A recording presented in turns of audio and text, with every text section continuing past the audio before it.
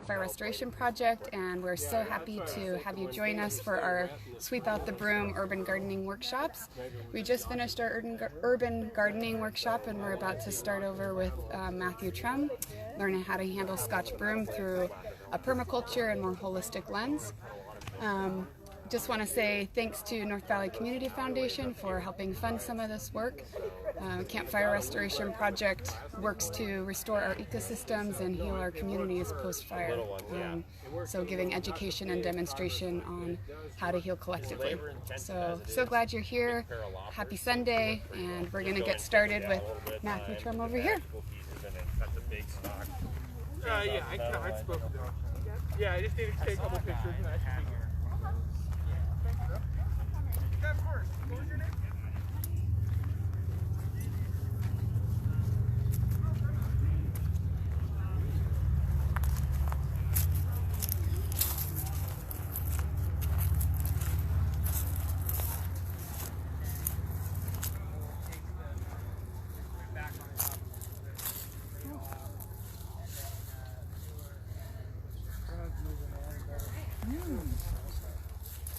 Well, you got a lot of space to do it in. I need to get here and a lot of it.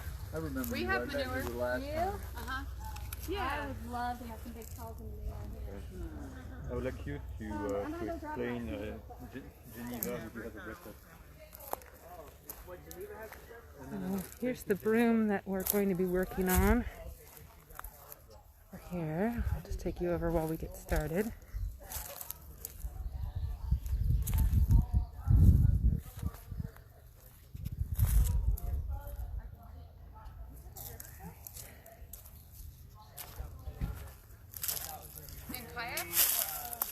Quiet and nice, but then they were vacuuming walnuts all the way down.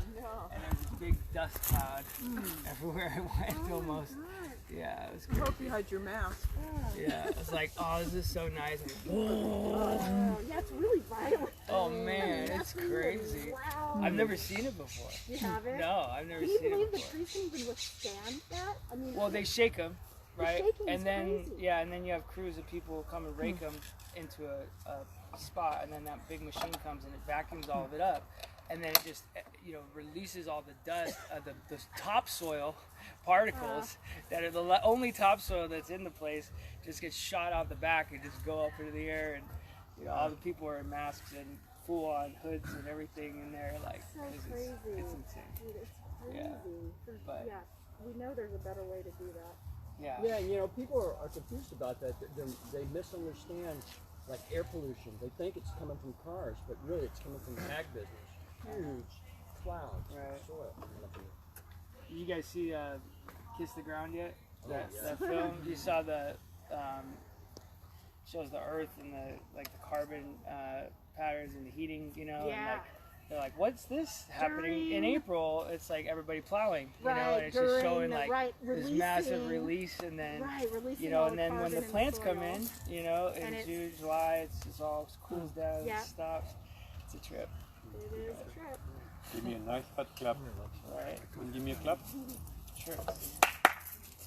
Good. That's our cheap one of these. Okay. Don't have that. How you doing, April? Good, good. All right. We're live. Don't forget Okay. to do it horizontally. Well, welcome you don't everybody. I don't think I could switch. It's 10 o'clock and they told me to be on point, so here we are. We're gonna get started.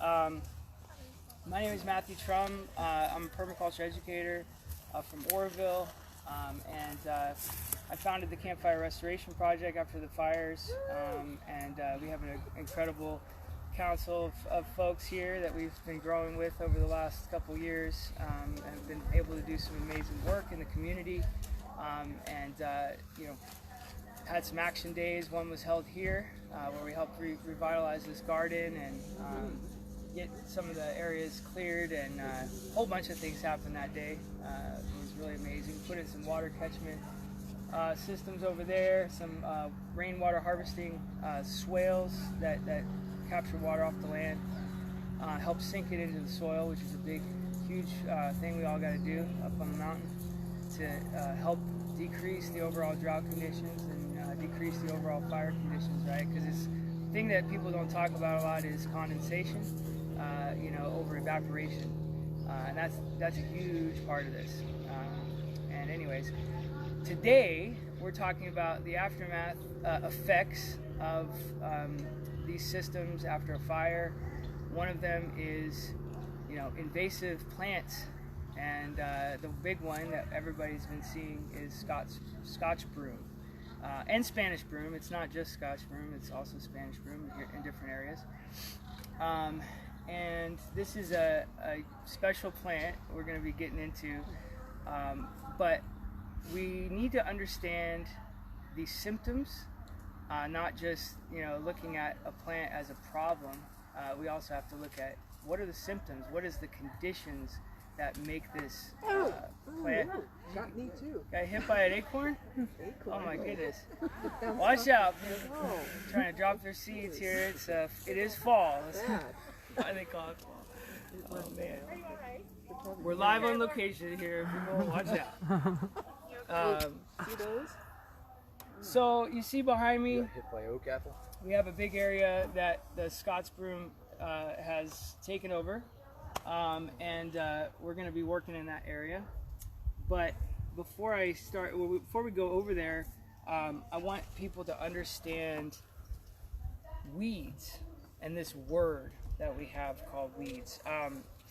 So first of all, it's a human construction, this term weeds. It's plants that we don't particularly like, you know, in a place. That's all that a weed is. In fact, most they're plants, you know, and a lot of them that people think are weeds are actually native plants that are very beneficial in many ways, medicinal, edible. In fact, you know, they say they have books that are like edible plant books, you know, edible native, and it would be much easier to put a non-edible plant book. Once you start learning about it, there's so many more plants that are edible or useful than there are ones that are not. And that's a really interesting thing to understand. But in every square inch of soil, everywhere on the earth, there's up to, you know, thousands of seeds that are dormant, just sitting there waiting for the proper germination condition. And I'll give you a couple of germination condition scenarios. One is compaction. Okay, compaction, when a soil is compacted, the types of plants that germinate are the ones that want to decompact the soil. Okay, it just so happens they have a deep taproot. They break up the soil. They are moving the system to a higher expression. Succession is an important word I want everybody to understand. Every part of the earth is trying to express itself to its highest form. Most places that we're going to be in California, in this area, are woodland environments. So it wants to become a forest, right, with majoring in trees, bushes, and other woody plants. And it goes through a series of succession to get to that place. We like to impose our idea of design on the landscape, on an ecosystem, on a place. We want to stop succession, you know. So we actually spend more energy trying to stop a forest from growing than to let a forest grow. It's a lot easier to let a forest come back. If you walk away from your backyard for 10 years, most likely it's going to become a forest. You know, in 10 years you'll have somewhat of a forest. And so that's important to understand. So that's just one example, decompactors, compacted soil. Then you have soil that's been disturbed and it's very loose. Okay, it's been loose soil. That's usually garden beds, raised beds, our potting soils and stuff. They get these weeds that are hairnet weeds. They have a hairnet root system that holds soil together to stabilize it. Again, trying to get the conditions to a point that's in balance and help succession move forward. And so you have those. You also have the weeds that come when a system is depleted of nutrients. Particularly the one that gets depleted a lot is nitrogen, right? So plants are pulling up a lot of nitrogen all the time to grow. So in depleted areas, you'll see these plants called dynamic accumulators. The ones that are common, that we all kind of know for cover crops in the orchards and stuff, or in the the ag systems are the bean and the pea family, right? The legumes, okay? They have the little curly, tendrils, and they have special association with bacteria called rhizomial bacteria that attach to the roots of that plant that pull nitrogen from the air, and they make it available in the soil. So when those plants are grazed by an animal, like cut off, or we chop them down, or we till them into the soil, they release all that those bacteria and the nitrogen, making it available for the soil and the plants around it. It's important that if you do that, you want plants to be there to uptake that nutrient as well. And we'll go into details on that. Another one is if a system, like if a fire has happened, for instance, in this case, the potassium is been depleted. When it's a particularly hot fire, like happened in Paradise, it really depletes the potassium, okay? And a lot of other the nutrients, because they're stored in the bodies of those plants. And we even know that a lot of the roots even got burned, and some of the topsoil got burned. So we had a massive depletion of nutrients here. Nitrogen, potassium, many other things. And it's really interesting. I was sitting here with Michael and I was looking at all this, okay? Now, can you guys notice something different from this section to where the Scott's broom starts? Can you guys notice any difference in this forest?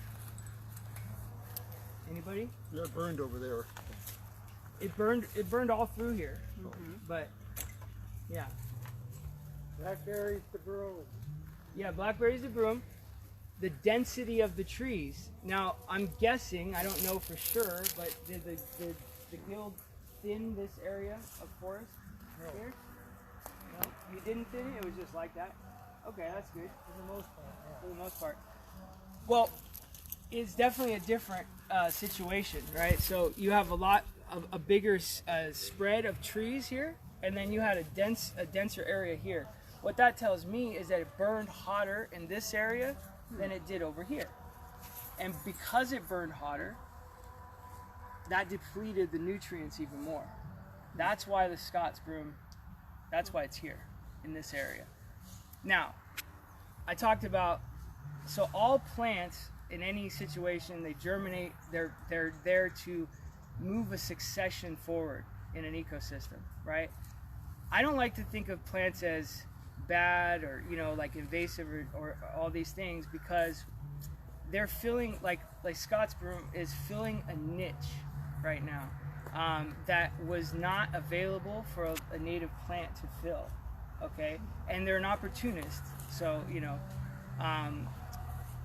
some of the things I'm going to talk to you guys about today, I mean, it's definitely my opinion and based on my experience, okay? So I'm not, like, don't take me as a gospel truth necessarily, because we're still in the very early stages of understanding a lot of this stuff, and the permaculture work that people are doing all over the place is also very cutting edge, kind of stuff. So, and it has a lot to do with stewardship, right?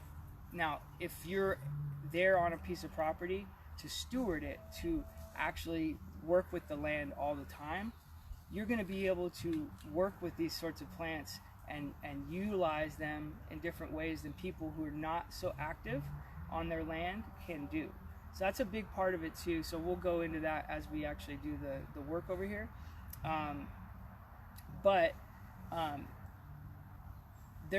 look at plants as a higher expression of succession or a lower expression. What I mean by that is either they move succession forward rapidly and they're in balance with the ecosystem around them, or they move succession forward much slower and they're not necessarily in as quite of a balance with the local ecosystem. Ecosystems do adapt to learn how to utilize invasive species. I've seen it for myself. And I also know that the blackberries provide a crucial habitat for a lot of animals, and they hide underneath them, and it allows these lower forms, lower elements or earlier succession elements in an ecosystem to have a shelter and to be protected. Okay. way I look at it, so here's something I want to talk about. So Scotch broom, it releases inorganic phosphorus that other plants can take up. It increases biomass and bioavailable nitrogen and phosphorus. Now, some people look at this because when they do a testing on the soil where Scotch broom is, it shows that it depletes the soil of those nutrients.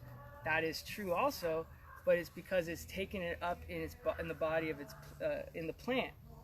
When that plant dies or is grazed by an animal or something like that, then it releases it, okay? Or we chop it, it releases those nutrients and makes it available for other plants.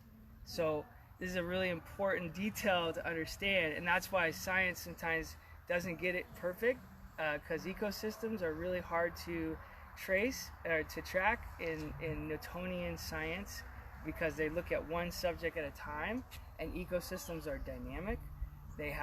There's millions, if not trillions, of interactions happening in any one square inch, okay, if you want to look at the biology, okay, like microorganisms. You go out, a little further, yeah, you've got definitely, billions and trillions of interactions happening. It's really hard to track that sort of thing with science. So it's a lot to do with observation and understanding whole systems thinking. So the other thing that these guys are doing, they're increasing the carbon capturing in living biomass. So again, they're pulling up carbon from the environment here, from the atmosphere. They're making available. They're creating biomass, okay, which we're like, that's a problem. But at the same time, if you think about it in a longer period of time, they're actually building an incredible amount of future food and future carbon for other plants to take up. And as we walk, I want everybody to kind of walk around this way and look here in just a minute, but it's not actually competing too much with a lot of the trees that have come back here. Trees are coming above it, okay? They're growing above it. Now we are here late in the year. I mean, this is like kind of the worst case scenario, which is good because a lot of us are in the worst case scenario up here, right?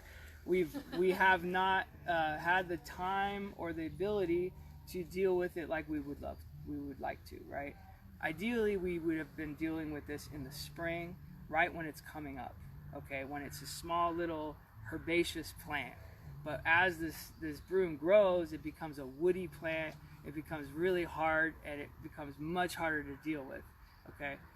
You could probably put some grazing animals through and have it, dealt with really quickly if you had that ability early on in the spring, or you could come through with a weed whacker, no problem. You'll see we're not going to be able to weed whack this today. I brought all sorts of tools just to show you different ways, but we're not going to be able to use like probably 3/4 of those because it's gone so late in the year. The good side of it is it hasn't gone to seed yet. So, that's a whole nother thing. I'll talk about it because maybe some of your properties it has gone to seed. Luckily, we have a little bit of shade here, which has helped keep it from going to seed quite yet. It's not hot enough to really push it to seed yet. Okay, so let me finish my little thing about succession. So higher expressions, lower expressions. What we can do as humans, many people see human beings as a scourge on the earth and that we're actually causing all the problems on this planet. But the truth is that we have an incredible ability to see elements and see the imbalances in between elements and help balance those things. And we can speed succession forward by paying attention to nature and nature's design, okay? We can actually use that same design to help move succession forward. I'll give you guys an example. Nature takes about 500 to 1,000 years to build 1 inch of topsoil, okay? That's a lot of time. How long? 500 to 1,000 years to build 1 inch of topsoil. Now, if by design, like on my property in Oroville, by doing lasagna layers of carbon and green materials and adding in wood chips and manure and stuff, I've built 24 inches of topsoil, about 2 feet of topsoil in less than 4 years. So if you think about that on an ecological time frame, that's 24,000 years that nature would have taken to do the same thing. Okay, so that's what we can do as humans. Okay, and that's on a small scale for sure, but that's what we have the ability to work in the areas we're in, and I think that's one of the best things we have is to steward the land. Humans can be the active stewards. We can bring back balance. We can help speed succession forward, and in the right, a short period of time, we can actually flip this whole thing. And how do you say it, Gerard? It's a keto. Aikido, Yeah, Aikido. We're basically like taking the energy. Most people want to just like attack, the broom, and we gotta pull it out. We've gotta spray it out, and that mind frame is skipping the why are we doing this, and it's actually going to create a worse condition. So instead of trying to attack something, we're gonna Aikido, and we're gonna use its energy and flip it, and we're gonna allow that energy to just move along. And so that's sort of what I'm going to show you guys today, is how do we think smarter, not harder? How do we understand the function of this plant? How do we allow it to finish its job while still out-succeeding it? So we're going to learn to out-succeed broom, not to eliminate it, but to out-succeed it. We want it to finish its job, but we want to do it in a special way, okay? And that's going to be by our design. So you guys ready to do this? Okay, we'll go. Let's walk. Okay, sure. Any questions? So if you pull the broom, you're losing those nutrients? Yes. So often, this is almost all pioneer plants, weeds that we consider weeds. If we remove them, like if we just pull them, we're actually, it's going to take a lot longer for that that system to repair itself. Again, this is an interesting subject because often it's a garden we're trying to do, which is an annual garden. There's very few places on earth that naturally annuals occur, or they're on the edges, but they're not like a system. Annuals are like grasses and things. They come in after a disturbance event. They increase the conditions, the fertility of a space. They lay the groundwork of the soil for perennial plants to then come in, the bushes, the trees, and so forth. Then they grow up and they eventually shade out those annuals mostly, and you see them on the edges. You see prairie systems, right? Real meadows, like real prairie, have these annuals, but they only live on the edges of many places. And in a system like this, there wouldn't be a lot of annuals left after it gets into a healthy system. So if we're trying to grow a vegetable garden, we want to sort of utilize, but we have to do other things to increase the fertility of that system, because it can't be done through the plants if we're not letting it, get up to a higher expression. Sometimes you have to make a choice. Do I want to keep fighting nature and fighting this ancient expression of forest coming back, or do I want to actually help that system move forward? Do I want to grow a food forest, do more perennial plants, trees, shrubs, and other herbaceous understory plants, and mimic a forest system? Because that way, if you go that route, you're going to be doing a lot less work, and and depending on what you have, like on my property, if I had Bermuda grass and I started growing annuals the first year, I didn't know it was there, and then it came up everywhere. I realized really quick, I don't know if I want to do this.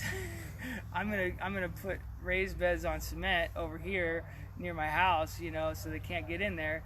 But I'm not gonna fight broom, or I'm not gonna fight Bermuda grass. I let that Bermuda grass go into my system for a perennial system. It doesn't compete with my perennials, and now I've out-succeeded it in just a few years. It doesn't grow anymore because I've shaded it out. So it's a long conversation, but we'll stick to broom today. Matthew, I just wanted to, we live in a fire area, and so I'm just wondering what you think about creating a defensible space, which a lot of times around the house it's bare, meaning that you've just increased the temperature in that area like 10, 20, 30 degrees because we've chopped everything away. And so how do we have this kind of forest that you're talking about in that kind of area, a fire area? Right. So this is another big misconception that needs to be understood with, and we're getting through to fire department and other groups, is that all plants next to your house are bad. That's actually not true. A vegetable garden and fruit trees and there's a whole host of plants that are really beneficial to have right next to your house. They actually will decrease the fire conditions. They're suppressors, fire. They're retardants, if you will, for fire. And because that we're active when we're watering these systems, and if we increase that watering by using gray water systems and other things to increase the overall water capacity, they're actually the best defense of our homes that we can have. That being said, just outside of that, can we have an area should we have an area that's cleared, like, for a fire buffer? Sure, yeah. Because, obviously, like some of these mega fires that we're having, we've seen people that had all the 100-foot defensible space had, every possible thing right. It didn't help. Because of the mass of these fires was so big, so hot, that it really didn't make a difference. So that's another conversation too, but it has a lot to do again with the overall evaporation over condensation of our forests, and wind driving these drought winds, these evaporative winds that dry out our forests over time. It's an accumulation effect that we've seen, meaning over time the forest has dried and dried and dried, and we're seeing the peak of it right now. Even if we have a high precipitation year, the forest cannot absorb enough water because we don't have that summer condensation. We don't have that overall condensation, and we've opened up the corridors, these thin strips of forest that we know, we have one here on the Sierra Nevadas, and then we have one over by the coast in California, and we've been thinning those very important buffers that block the high deserts of Nevada and so forth into the valley. And we've actually increased the evaporation conditions and pulled that evaporative wind into the valley, drying out our forests, drying out the valley. That's what the real problem is with the fire situation. And this is a deep conversation. It's complex, but we're making some breakthroughs with these different agencies, and we're just trying to educate people on it here. And but let's focus on the broom today. That's a great question,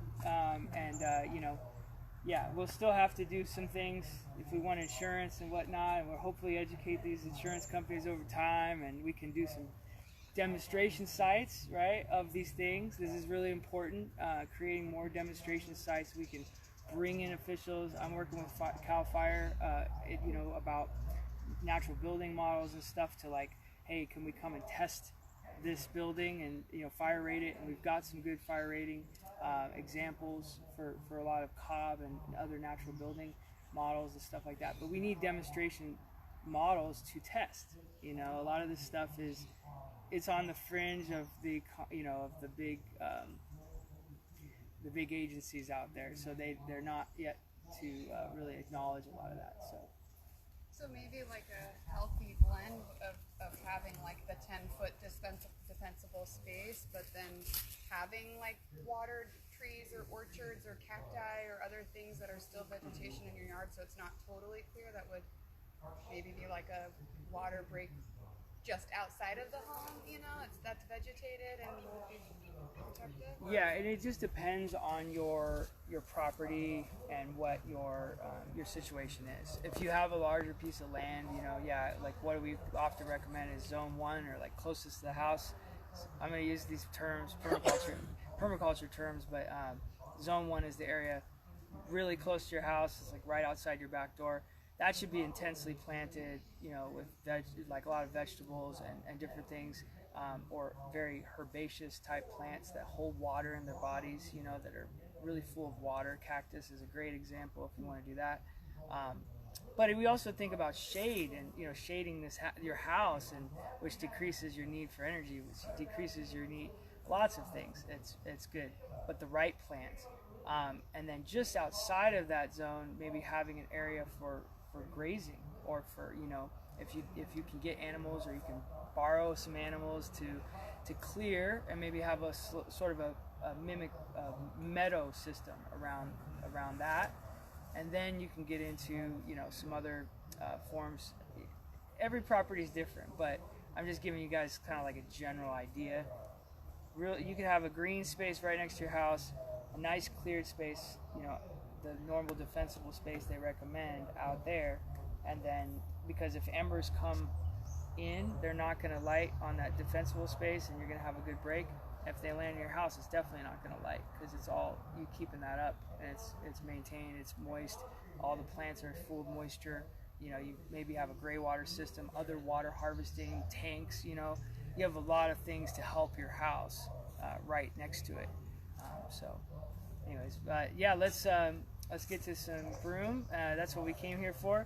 So let's all walk over here for a second so I can point out what I was talking about here with the oaks and different things that are coming back, and then we'll get into it.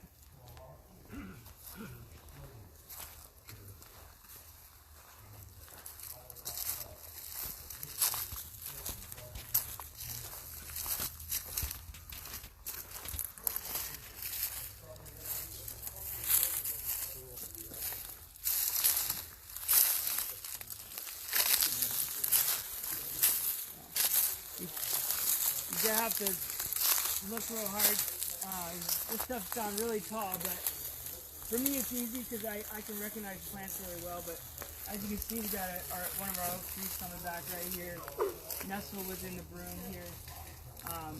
Very often, plants that come back in areas that are really disturbed, that have a really serious impact on them all of a sudden, tend to be crowding plants. They're sort of like, the way I look at it is sort of, it's like keep out. Like I'm working here, you know, like I'm working here, like everybody stay out. It also allows these really small creatures to have a habitat in here and be safe from predation and build their numbers back up as well, which is also really beneficial. But as you can see, it doesn't bother, you know, these oaks. They're growing right above it, and you see there's a bunch more back there. You'll see popping up. Again, they're fast carbon pathways, so they're building carbon. They're creating massive amounts of biomass. We're missing many elements in these forests that used to be here a couple hundred years ago. This is also part of the problem. I mean, we created these conditions for sure.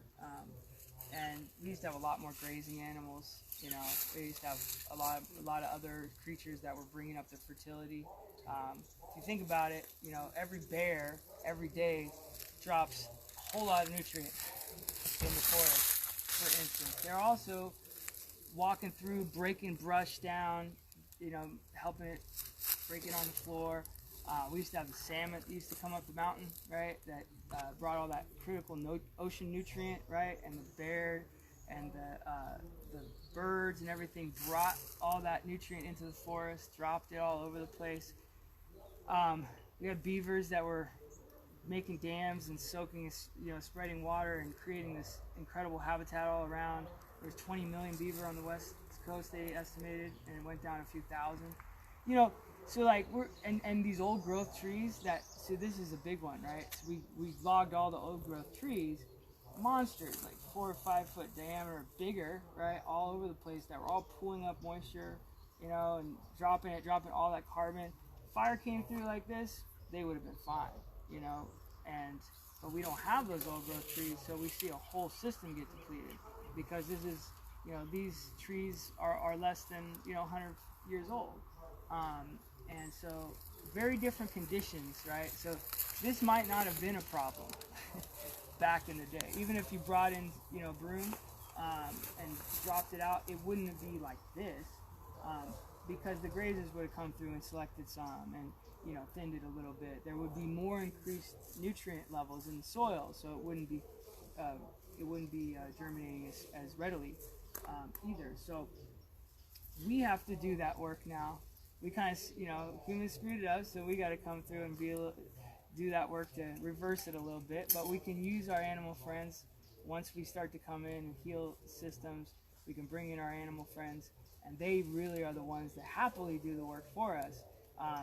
So Scotch broom can be grazed by animals. Very, if everybody knows, like, you can't feed a horse a bunch of alfalfa. It's not good for them. Just like anything, this is a high protein, you know, high nitrogen crop. You can't feed livestock a whole bunch of it.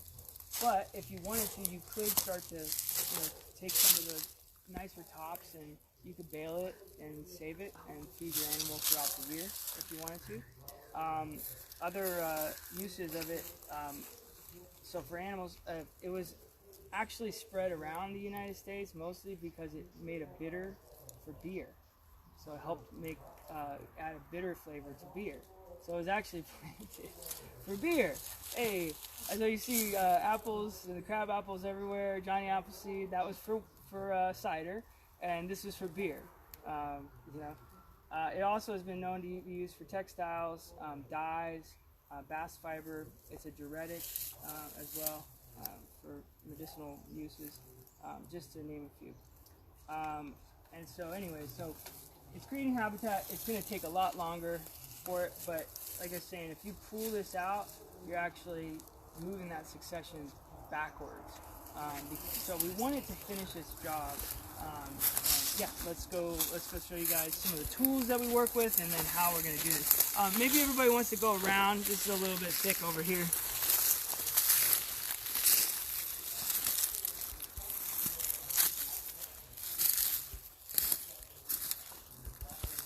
Alright, I'm going to have everybody come over in this area and you can take a look at some of the things we brought today.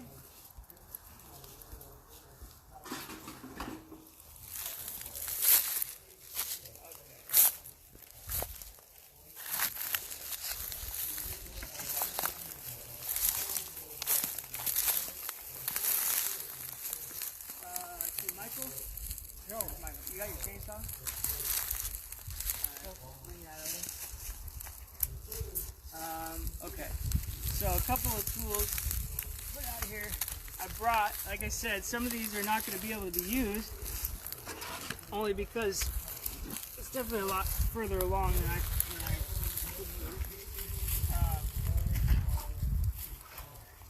anybody remember these? Oh, you probably seen them. I think it's appropriate for Halloween. Yeah. Here. There's a scythe here. I was actually meaning to clean it up and sharpen it here for this fall and then definitely for spring. But I just got this last year. I'm excited about it.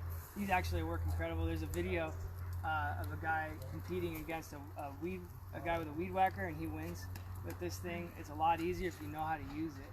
And it's a little workout, you know. Not too much manual labor, but so there's that. So if you were to come in early spring, yeah, you could totally use this.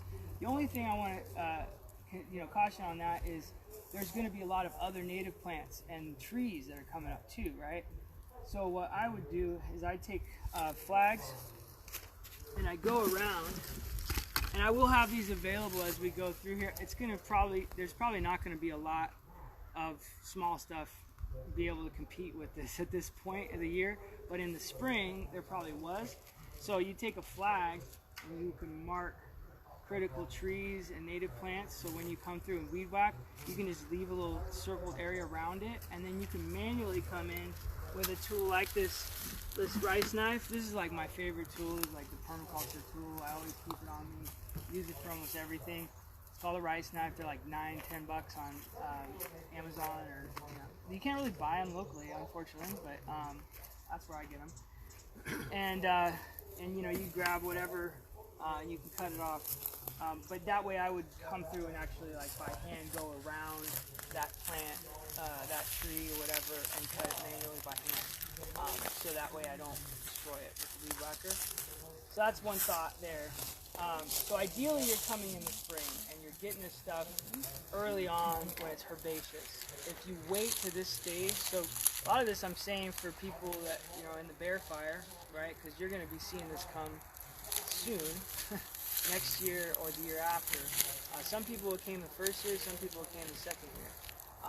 Important to understand, Scotch broom seeds sit dormant for up to 85 years in the soil. So it's most likely you already have it on your property, or it's been somewhere around there. And you know, the idea that you can fight this stuff is just, you just gotta get out over that, because you can't fight it. You can, but it's gonna be a real tough I need to get battle. Susan over here listening to this. Yeah. She believes she can fight it. Yeah, well, and okay, does somebody want to grab, where's Susie? You want to go grab that, John Michael? The little tool that she has. This is the normal apparatus that everybody's been told to use to pull the broom. And even with the help of this heavy tool that you've got to move around, there are lighter weight ones of these, by the way. And the only time I would say would be the proper, you know, that I would say use this is if it's in a garden space you want to use, like right now for a vegetable garden, okay? Because yes, you don't want those roots there, you know, especially if they're hard and everything. You're not going to be able to grow anything in that for a vegetable garden. But for what we're doing, so this is the tool, and it, you know, it crimps the plant, and I'll have somebody, I've never used this particular one, but it basically you just go around the plant, and then you so fun when you get a big one. Yeah. So satisfying. But I'll tell you what, I mean, I don't know if you've done this, but if you do this for a long time in the day, it still kicks your butt. Oh yeah. Yeah, you know what I mean? So, again, my teacher always said, if you're fighting something, you're thinking about it all wrong. In permaculture, we have a term that says the problem is the solution. So, meaning, you don't have a slug problem, you have a duck deficiency. You don't have a mosquito problem, you have a bat deficiency, a protozoa deficiency, and a mosquito fish deficiency. Meaning that fighting something like death is not the answer. Bringing in more life is the answer, is the better expression, I should say, into any system. So, yeah, so that's one of the ways to fight it, you know. And I've definitely, you know, gone and pulled it when it's young, too, and which is, you know, it's about the same over time. You're bending and you're doing all this. We did that at Contow Campground because they asked us to, and we weren't going to try to, we were just gracious to have them let us use their space, and that was what we said. Whatever you guys want to do, okay, we'll pull a broom, whatever you want to do. And we did it. It was backbreaking over the day, you know, over time. So, but anyway, so rice knife. So this is the hand weed whacker, that, you know, old classic here. I like these a lot. You can just come through and whack, whack. Again, keeping in mind of some native plants and stuff. And then, yeah, the weed whacker, of course. We all know this well. And I think that's everything. Well, so we're getting into a more of extreme situation where what we want to do today is we want to allow that plant to finish its job. So we don't want to remove the root system, okay? We actually want to leave the root system in place. Okay?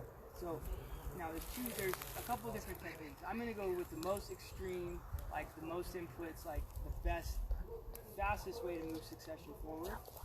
But I'll talk about the others.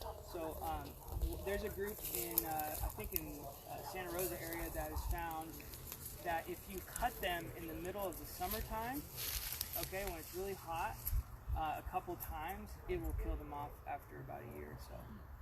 So they're not all going to go away, right? But it's going to definitely decrease the germination, and their roots are still in the ground, right? So the potassium, the nitrogen stuff that they brought up into the plant is going to still be released, okay?